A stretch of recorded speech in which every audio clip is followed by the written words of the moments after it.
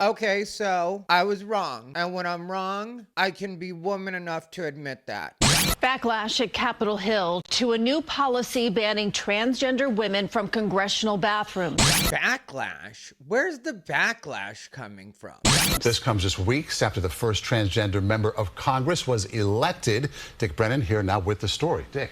Maurice and Christine, Donald Trump made his attacks on transgender rights a centerpiece of his presidential campaign. And now House Speaker Mike Johnson says single-sex facilities in the Capitol and House office buildings will be available only to those of that biological sex. I want to apologize. Yesterday, I did not acknowledge that it was Trans Day of Remembrance. And so in observance of Trans Day of Remembrance, I want the trans women to remember to keep your ass out of the women's bathrooms at the Capitol. What's up, everybody? Ty Rivera here, the absolute best LGBTQ comedian in the world. All right, guys, there is an update, and I guess I should do that first. Mike Johnson has come out and made an official statement that he did not mince words in, and what it said was, Speaker Johnson issued the following statement regarding the use of single-sex facilities throughout the U.S. Capitol complex. All single-sex facilities in the Capitol and House office buildings, such as restrooms, changing rooms, and locker rooms, are reserved for individuals of that biological sex. It is important to note that each member office has its own private restroom, and unisex restrooms are available throughout the Capitol. Women deserve women's only spaces. So that's the official word on the Capitol. He didn't answer whether or not he was going to put it into the rules package. I would imagine he would, but what I was wrong about when it comes to Nancy Mace specifically was I thought that she was going a little bit hardline. So I'm absolutely 100% going to stand in the way of any man who wants to be in a women's restroom, in our locker rooms, in our changing rooms. And I still do feel that way to a certain degree. But at the same time, I feel like people like Sarah McBride specifically are everything that's wrong with the trans community right now. And I said this yesterday, but I feel like Sarah McBride is a Trojan horse. And that's why I say I do support the way that Nancy Mace is going at this. And Sarah McBride has said that she will respect the rules and not use the women's bathrooms. But I think even that is her playing at being more submissive than she is so she can get in and really do damage. And she is the kind of person that I hope does not get voted in for another term. She is going to be a headache. Transgender students can't participate on school sports consistent with their gender identity because their marker on their birth certificate does not match their gender identity, right? And the courts have consistently held that when you make this type of determination, and cisgender students can participate consistent with their gender identity, and transgender students cannot participate with their gender identity, even if the legislation doesn't say the word transgender, that is discrimination based on transgender status. She is already gaslighting. She says stuff like, this is just the far right that's actually concerned with this. On social media, McBride responded, writing, "This is a blatant attempt from far right-wing extremists to distract from the fact that they have no real solutions to what Americans are facing." No, Sarah, I hate to break it to you, but this is the American public telling you that people like you and the rest of the activist types have no business in female spaces. Women are going there to pee. You're going there to make a point. And when you keep pushing the gender non-conforming, nobody wants to make special accommodations for gender non-conforming. Gender non-conforming can happen in your head. Non-binary, which falls under gender non-conforming, not doing it, not pretending like it's a thing that I'm going to make a part of my everyday life. And if to you that invalidates your experience, then stop looking to me for validation. You will not find it here. And I am starting to feel like maybe we should get rid of the concept of gender identity outside of whatever it is you are, only because the trans activists have really started to use it to blur everything. And I am noticing the way that they're playing with words, and it's really starting to piss me off, if I'm being 100% honest. Because Jen Psaki was just talking, and I noticed she used a term, and I'm going to play it really quick and see if you notice it. It's just really quick, and you might not even pick it up at first. Before we go any further, I'm just going to ask that you like, comment, and subscribe. We're on our way to 100,000 subscribers. We're doing stupendous. So please do your part. It costs you nothing to click that subscribe button. And also make sure all the notifications are on. Go to the bell. Anyway, here's the deal. Talking about government funding for gender reaffirming care. If you notice what she said there, instead of gender affirming, she said gender reaffirming. Gender reaffirming care. Which implies that you were already that thing. You just needed it reaffirmed. It's a small change in wording, but it's really what the activists do in order to wedge their way further in and trying to blur the lines and making it so that by the time they're done playing with words, there's kind of no argument to them because everything's already been obscured. Like I told you guys, for legal purposes, just to use male and female because you can't change your biological sex. Well, guess what I've been noticing lately from the trans activists? More recently, I'm seeing trans activists start to refer to trans people as trans males and trans females, which implies that they are a different type of biological male and a different type of biological female. Well, why do you think they're doing that? Because forever the agreement has been that you can't change sex, but you can change gender, and now they're trying to make it seem like you can change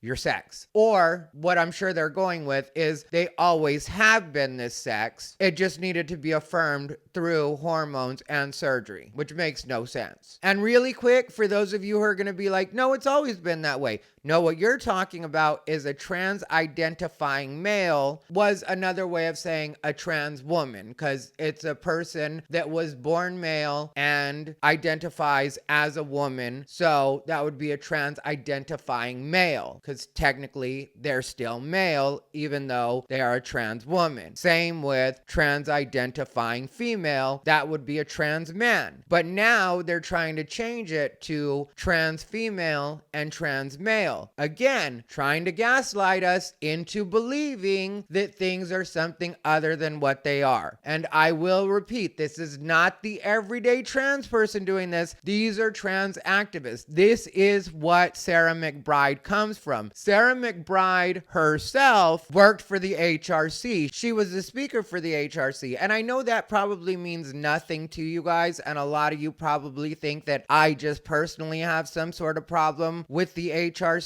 I've been watching the HRC work for years, and originally when I first heard about the HRC, I was kind of down with their cause because it was just about equality and getting gay rights as far as gay marriage and all the functional stuff. But then I saw HRC turn into what it's turned into. HRC was the one that was pushing DEI and had the DEI index, which if you guys aren't familiar with that, they were kind of holding people up in order to have people donate money for Pride Month and show their support for the community. And for a minute, they had a real racket going where they had Harley Davidson involved, they had Lowe's involved, they had Toyota. I just made a video not too long ago about them with Toyota. Toyota decided to break away from that because a lot of what HRC was sponsoring was things that you really wouldn't want your money going to. But that was a part of how people got into the good graces of the HRC. And when it comes to Sarah McBride herself, she actually blocked a fairness in women's sports bill that was introduced in, I believe it was 2021, possibly 2022 in Delaware. And she made a whole thing about it where it really was her cause because she actually does not see a difference between a woman and a trans woman. This legislation is aimed at fairness in women's sports. It's to protect women's sports and to protect women against injuries and protect them from losing opportunities for scholarships. To that comment and to some of the comments that were made before, my understanding is that y'all are particularly concerned with a perceived biological or physiological advantage some students may have.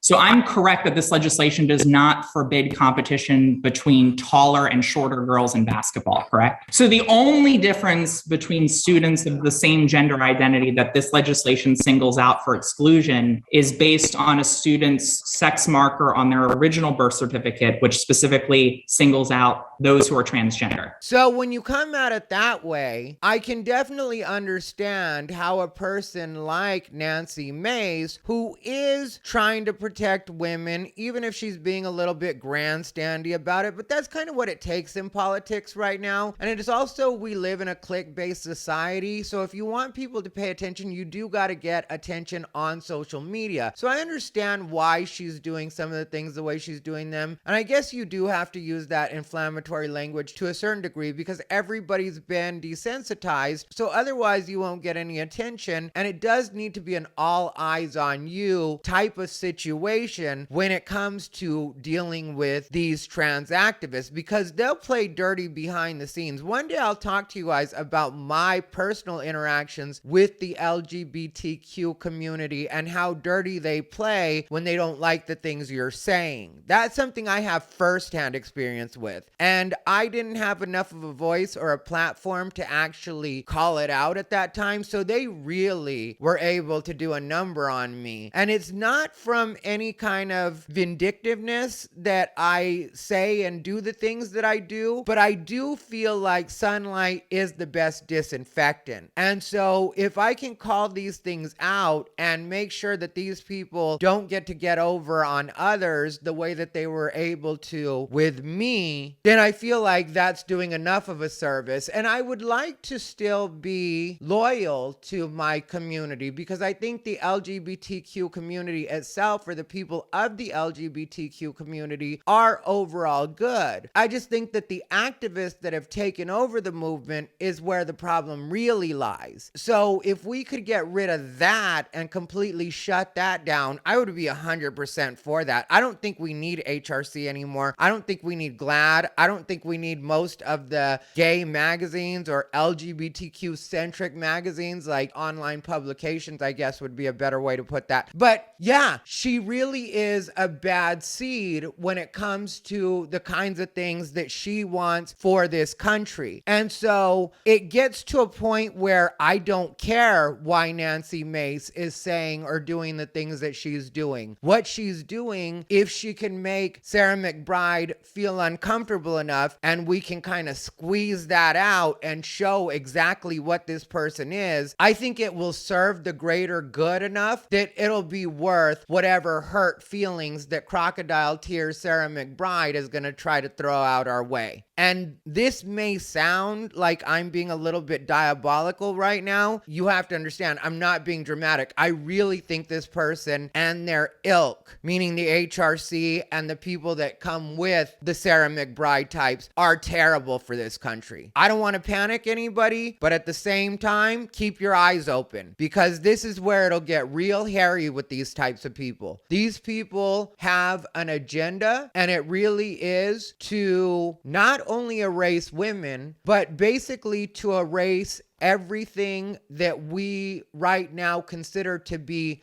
normal. For them, there is no normal except for what they deem normal, which is basically being a zombie and pretty much just agreeing with everything they say. And I don't think that they understand that we're not at that point anymore. And you'll notice it in the doublespeak they do. Like Sarah McBride herself says that it's only the far right that were worried about trans issues and that the Republicans are the ones that brought it up. But then on Joe Biden's first full day in office, he actually signed an executive order allowing trans people to be in sports, which we all know when they say trans people in sports, that means trans women in women's sports. So on day one, Biden can sign an executive order that's regarding trans people. But then when Trump announces his plans to work on the trans problem, and I do repeat, the trans problem, starting day one, suddenly it's an obsession. Was it not an obsession for Joe Biden when he was doing it? Because the Biden administration was really riding hard for the trans community. But now that it's Trump and the American public that wants something done about this, suddenly it's an obsession. Then they say that the voters aren't actually worried about trans issues. But then at the same time, they'll tell you that Trump's anti-trans ads were very effective. Well, if none of the voters are worried about that, then how could his anti-trans ads be effective? Because if nobody's worried about it, then they should be ineffective. Am I wrong? Then the ladies on The View got in on the act, which I never count on those hands for anything, but let's go ahead and hear this out really quick. She is the one person in the House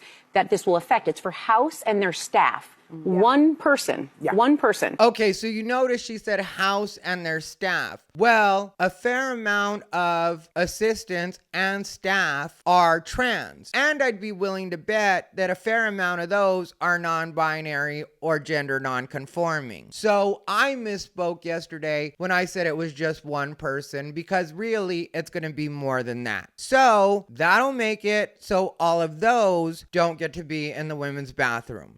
And this woman that sat at our table was one of the most decent, amazing politicians I've ever seen. Her messaging was resounded across the boards. And as she herself said, I am not here as the first trans, I'm not here on a cause. I'm here as a person with ideas. And that's incorrect. She is a cause. She is a trans activist. Don't let anybody tell you different. Yeah, and now they want to go back to the economy. They really want to push us back to that. But this was a part of it. This was a big part of it for some of us. And I say that firsthand because for me, being a member of the LGBTQ community, even though I am one singular gay man, and I really should ditch those people for the way that they've treated me. All of the letters I should ditch for the way they've treated me. But I'm more loyal than that. I'll go down with my ship. Just playing. Once it gets bad enough, I'll ditch those motherfuckers like a rat off a sinking ship. I do not care. Not until the ship really starts to go down. I know it's kind of going down right now. I'm gonna wait it out a little bit longer. I still feel like an elder. I still feel like I can maybe help him turn it around. We'll see. But once I'm done, I'm done. Anyway, like I always say, the people that this is really affecting in a negative way are the actual trans people. And Brianna Wu, who I don't know in real life, but I really do respect, she's a trans woman that's very level-headed. I follow her on Twitter, but she posted this. Y'all literally hijacked the trans movement and changed laws across the country so natal males could enter women's bathrooms as they wished. No therapy, no HRT, because that's oppression. Just walk in, wave your dick at women in a locker room, and acted like entitled men when women felt threatened. Yeah, TERFs suck. Yeah, Nancy Mace is milking it, but this is ultimately on you. You overdosed on Tumblr and fringe progressive ideology, and now those of us that actually need to pee as we go about our lives are effed. I despise all of you. And I can't blame her for that thinking. But Brad Palumbo, who's a content creator that I really do respect, I watch him as well. He had a different take on it than I did.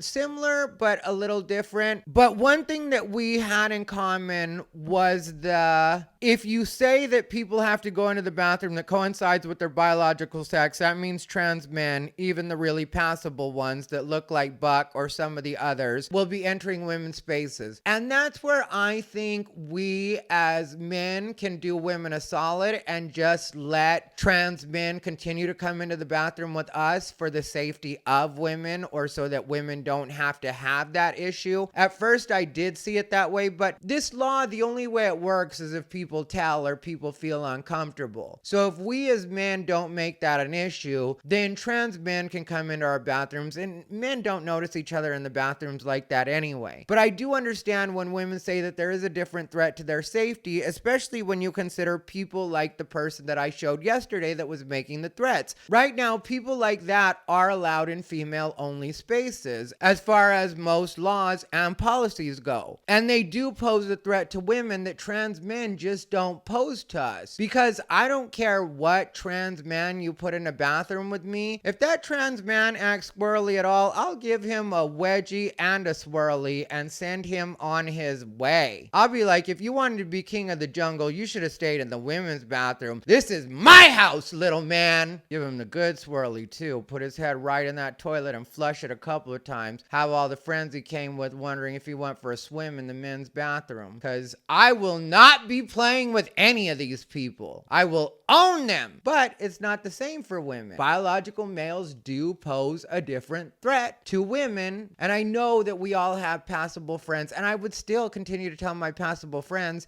to just continue to go to the regular bathroom that you would usually go to, because nobody's going to know any different anyway. When it comes to trans women that really do pass and aren't raising any red flags, aren't there being a creep, just continue to go where you go like you always have. Don't even worry about this, because it's not going to affect your life. And that's what people like Brad Palumbo need to remember, because Brad Palumbo is kind of calling out Nancy Mace right now. And I get what he's doing, but I also can understand from her position. And I'm not at all turning on Brad Palumbo. We don't know each other like that, but I really do respect him. So I wouldn't come after him in any kind of negative way. I'll read to you what it is he sent Nancy Mace, and then I'll tell you what I personally think about it. What he said was, I for one was somewhat surprised to see Nancy Mace launching this culture war crusade, because when I interviewed her in 2021, shortly after she took office, she framed herself as a pro-LGBT social moderate. Quote, I strongly support LGBTQ rights and equality, Mace told me in a 2021 interview. No one should be discriminated against. I have friends and family that identify as LGBTQ, she explained. Understanding how they feel and how they've been treated is important. Having been around gay, lesbian, and transgender people has informed my opinion over my lifetime. End quote. Times have changed, evidently. Mace has too. The stance she's taking now seems entirely devoid of the kind of nuance and empathy Mace originally branded herself around. And that was in 2021, which to me doesn't mean that Nancy Mace has really switched up. It just speaks to how much further the trans community went. Trans activists just kept pushing and pushing and pushing, and women tried to hang on for as long as they could. I told you guys, women would argue with me when I would tell them that the trans movement was going too far. Women would get mad at me and tell me I was being a hater, and I'd be like, I've been hanging out with trans people my entire adult life. I'm not trying to be a hater right now in any way. I'm just letting you guys know that this is getting carried away. They called me names, they shouted me down. This was women doing this to me in the name of trans people. And then it got carried away like it is now. And I could be a little bit of an I told you so, but instead I would rather continue to move like the child of God I am and be forgiving and say, I get it, ladies. Let me see if I can possibly help you guys out and somewhat guide you through this. And that's why I say the things I say when I say that some of the language is a little bit too inflammatory. You do take the risk of making yourselves look like bullies, and once it starts to look like that, public perception will change again. Just like the pendulum swung too far over that way, now it's swinging back. The last thing you want is for it to swing all the way back over. What we want to do is eventually get it to the middle. And I'm not being silly, but at the same time it sounds silly, but that's where we want it, is like a nice compromise. And I really do feel like if we as LGBT people really do take responsibility for our mess, even though I shouldn't, because it's not my mess. I was warning everybody all along, but I will still take responsibility for being part of the community and being a part of what shuts that down, so that the good in the community can shine through again.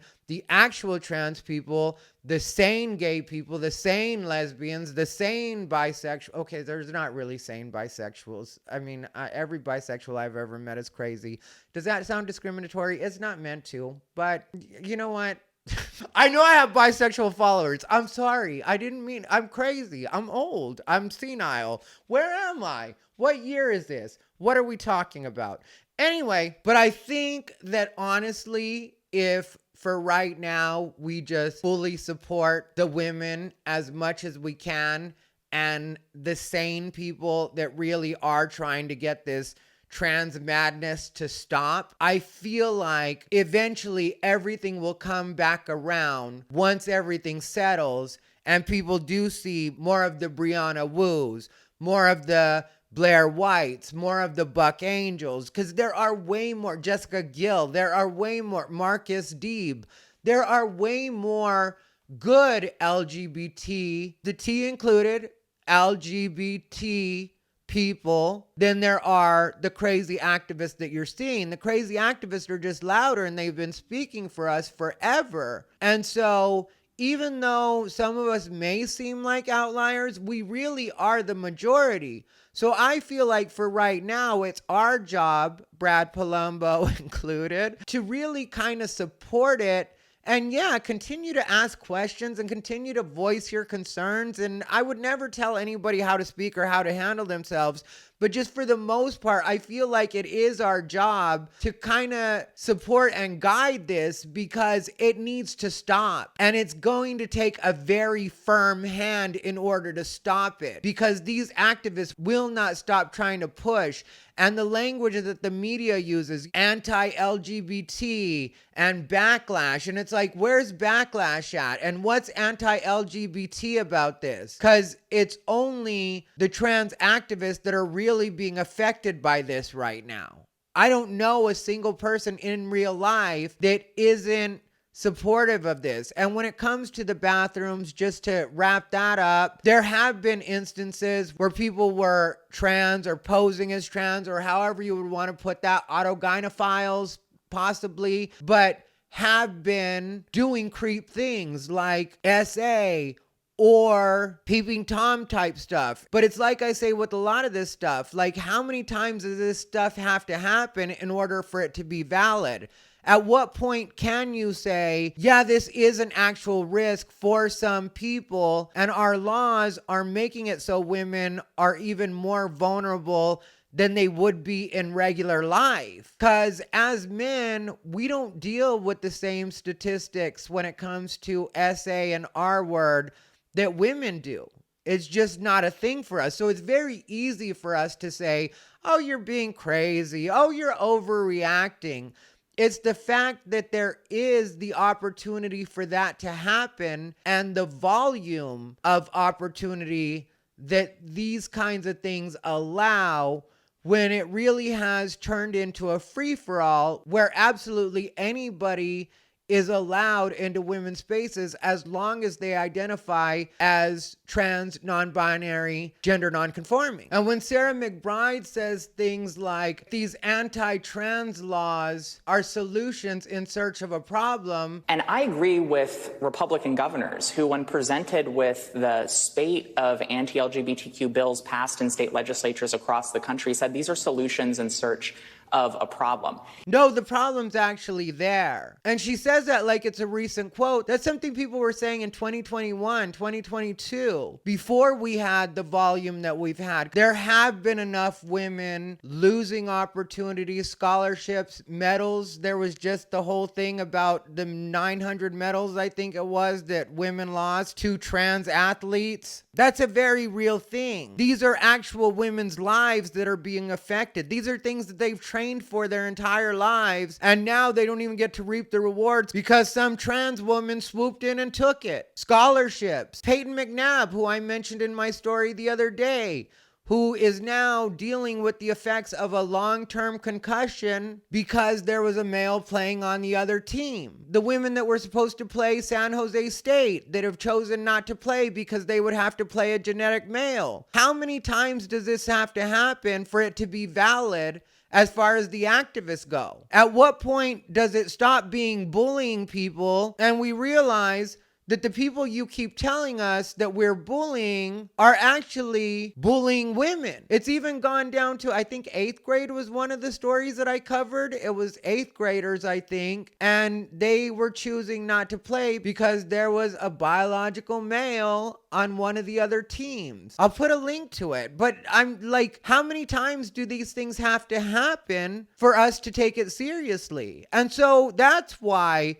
women are as angry as they are. And that's why, even though I do caution people like Nancy Mace about the language they're using, I do understand their language, because believe me, when I've run through it with the trans activists, there have been times where I felt exactly like that, and I have said things exactly like that online too, just like J.K. Rowling has as well. Like, sometimes you do get like, you know what, you're all men and that's just what it is, and I'm tired of everybody right now. And then you just say a bunch of things that are as hurtful as they could possibly be, but they need to hear them in that moment, so you say them. And I have been there. I just wasn't famous or in Congress. So I get it on that level. I was there probably in 2015. I think it was 2015 when I had my moment. And then I had to remind myself. And that's why I say, I think that if we're patient as people from the community and do have trans people that we care about, I think if we're patient, just like I ended up coming around once I had some time to cool off and really see and remember that my friends are my friends. Because if what Nancy Mace is describing is true, that she has had LGBT family members and friends, and they've kind of shaped the way she sees things, eventually she will find her way back to a place where she remembers that there are good members of the community. And she still says she supports gay marriage, but it's just gotten carried away with the trans women in women's spaces. And so if it has to be you either let everybody in or nobody in, women are saying they're not letting anybody in, because it really has come down to trans entitlement. The trans activists feel entitled to women's spaces, where initially trans women used to know that they were basically guests in women's spaces and that women were being accommodating by allowing them in their spaces and being welcoming of them. But when you have things like what happened at Planet Fitness, where the woman walked in and there was what could only be described as a man in there with her, and then she took a picture of him. He was fully clothed. She showed it to the front desk. The front desk put her out because they said that she wasn't supposed to take pictures. And then Planet Fitness doubled down, tripled down, quadrupled down, and just said that they were going to allow people in based on the way that they identified. And then in certain states, businesses don't even have the option. Like the lady I talked about at the spa not too long ago, where there was a naked man, or what appeared to be a naked man, that identified as a trans woman and was on the women's side of the Korean bathhouse. So I guess what I'm saying is at some point, we do just have to have women's backs. And like I said, yeah, every once in a while we can throw in a little bit of a like, hey, you may be being a little bit heavy-handed right here, or maybe kind of want to curb the messaging a little bit just so you don't come off as hateful. Outside of that, it really is going to take having an actual heart-to-heart and a little bit of a come to Jesus with the trans activist and just being like, yeah, that is all done. All of it is done. Stop bugging us with things that we know are not true. Stop trying to be clever with your wording and just accept males are males, females are females, men are men, women are women. There's nothing about any of those statements that should hurt your feelings. It is what it is. And if you have a problem with that, then it's something you need to discuss with your therapist. The rest of us don't have to be involved. And I'm sorry to be so passionate on this one, but it really did come to me in a wave and a realization where I was like, okay, I really do get where the women are coming from right now and why not only are they mad, but they do have a right to be mad. And like I said, I'm not going full turf, and I am still going to continue to use my compassion like I would with any group, even though I know a lot of people think I'm probably harder than I am. I do try to keep compassion in mind. So I will every once in a while just be like, hey, maybe this is a little bit too far, or I don't agree with that statement. And I will continue to be constructively critical, but I will have the backs of women and sane people that understand that this has to stop because it's just what needs to happen. Anyway, let me know what you guys think down below in the comments. If you guys want to see more of my thoughts and opinions, check out the video on the screen now. Thanks for watching. As always, this has been Ty Rivera, the absolute best LGBTQ comedian in the world. They bought into his bullshit.